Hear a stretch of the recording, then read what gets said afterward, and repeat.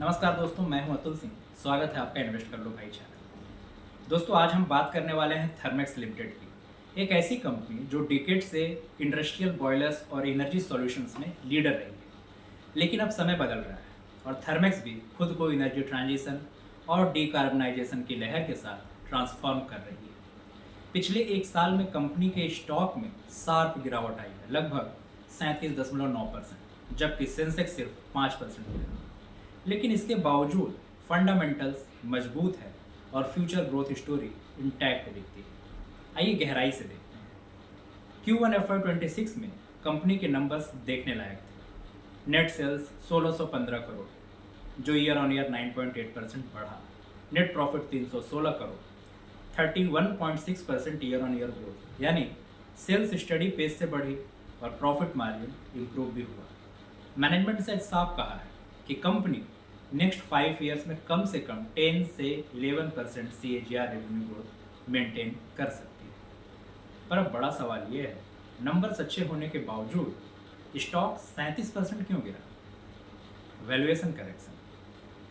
Thermax का P पिछले साल 100 गुना तक पहुंच गया था। आज ये गिरकर 42 गुना पर आ चुका है, यानी ओवर वैल्यूएशन कूल डाउन हुआ है।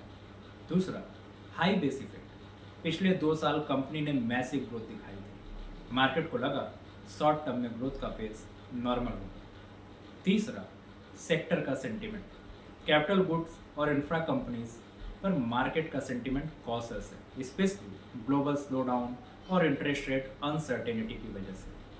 तो ये करेक्शंस ज़्यादा वैल्यूएशन ड्रिवन था, फंडामेंटल ड्रिवन नहीं था। अब बात करते हैं कंपनी के स्ट्रेंथ की। एनर्जी ट्रांजिशन लीडर है थर्मेक्स।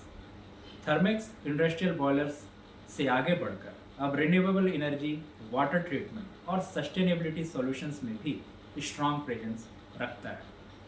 दूसरा, स्ट्रॉन्ग ऑर्डर बुक। कंपनी के पास हेल्दी ऑर्डर पाइपलाइन है जो अगले 2 से 3 साल की रेवेन्यू विजिबिलिटी देता है। तीसरा, डीकार्बनाइजेशन थीम। ग्लोबल और इंडियन कंपनीज कार्बन न्यूट्रल बनने के लिए थर्मेक्स जैसे सॉल्यूशंस अडॉप्ट कर रहे हैं। इससे डिमांड भी बढ़ रही है। चौथा, financial strength. Net profit margin improve हो रहा है। Q1 FY26 में प्रॉफिट 31% ईयर ऑन ईयर बढ़ा। बैलेंस शीट भी रिलेटिवली क्लीन है। पांचवा, global presence. Company middle east, Africa और साउथ ईस्ट एशिया जैसे मार्केट्स में भी एक्टिव है। लेकिन हर कंपनी की तरह थर्मेक्स को भी कुछ कमजोरी है। उन कमजोरियों को जानना बहुत जरूरी है, जैसे हाई वैल्यूएशन। करेक्शन के बावजूद 42 गुना का पी अभी भी सेक्टर एवरेज से ऊपर है। Cyclical business. कैपिटल गुड्स और इंफ्रा डिमांड ग्लोबल स्लोडाउन से प्रभावित होते हैं। तीसरा, डिपेंडेंसी ऑन इंडस्ट्रियल कैपेक्स। अगर इंडस्ट्रियल प्रोजेक्ट्स डिले हुआ तो रेवेन्यू इम्पैक्ट हो सकता है। चौथा, global exposure risk. Foreign exchange और raw material cost volatility margins पर असर डाल सकते हैं।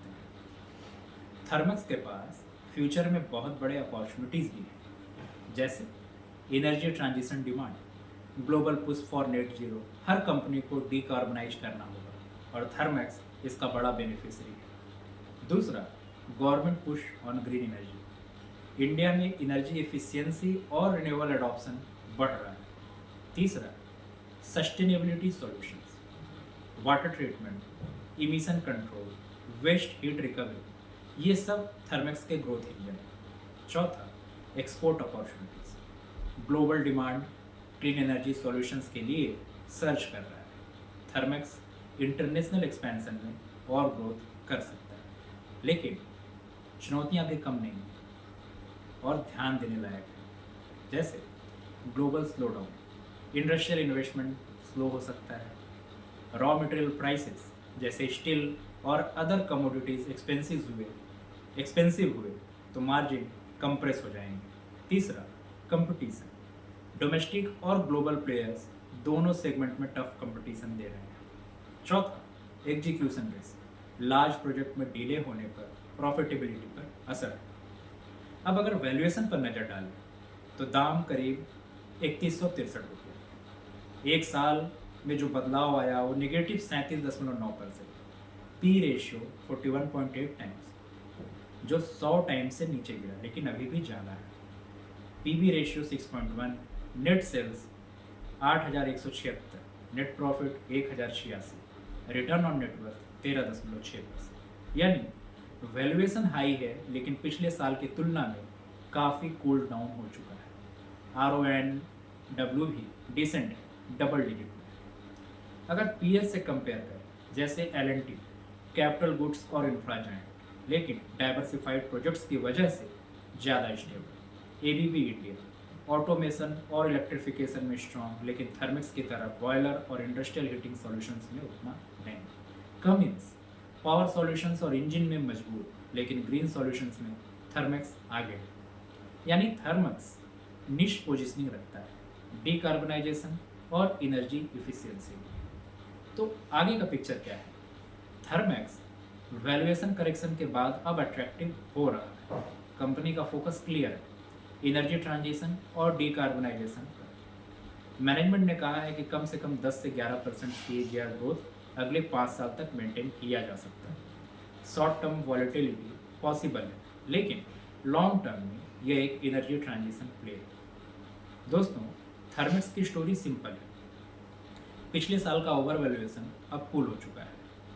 कंपनी फंडामेंटली स्ट्रॉन्ग है और एनर्जी ट्रांजिशन थीम इसे नेक्स्ट डिकेड का बड़ा विनर बना सकती है, लेकिन शॉर्ट टर्म में वोलाटिलिटी रहेगी। इसलिए स्टैगर्ड एंट्री ही सही स्ट्रेटजी है। आपको क्या लगता है? थर्मेक्स का 37% करेक्शन एक गोल्डन अपॉर्चुनिटी है या और वेट करना चाहिए? कमेंट्स में अपनी राय जरूर बताइए। ये वीडियो सिर्फ एजुकेशनल और इन्फॉर्मेशनल पर्पज के लिए है। ये किसी भी तरह की बाई या सेल रिकमेंडेशन नहीं है।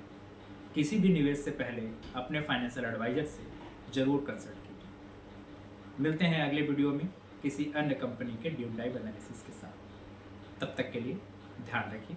Thank you.